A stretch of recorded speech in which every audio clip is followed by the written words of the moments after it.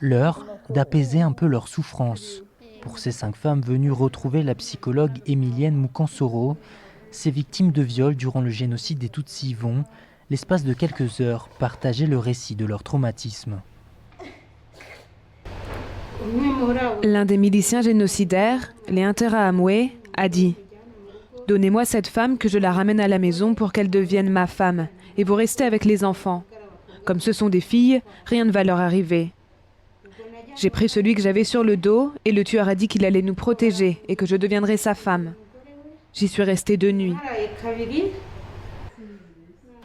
Pour certaines de ces femmes, il est souvent difficile de partager leur histoire avec leurs proches.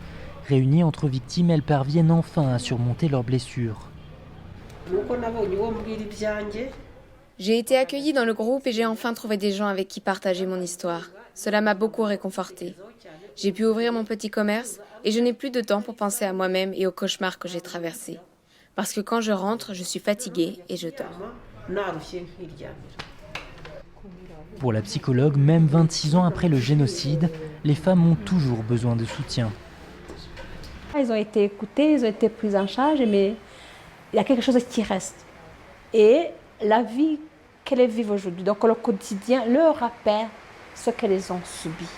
La société stigmatise les femmes même aujourd'hui. On les appelle les noms comme les femmes des tueurs, les femmes des Interahamwe, les femmes des génocidés. Certaines de ces femmes sont tombées enceintes suite à ces viols durant le génocide. Pour l'association de rescapés Ibuka, ces enfants n'échappent pas non plus à la stigmatisation. Ces enfants sont traumatisés et ont des cas de trauma. Et, même chose que les mères. Régulièrement, ces enfants ne sont pas rescapés du génocide. Bien qu'il soit difficile de connaître le nombre exact de victimes, plusieurs études évaluent entre 200 et 500 000 les cas de viol commis durant le génocide des Tutsis.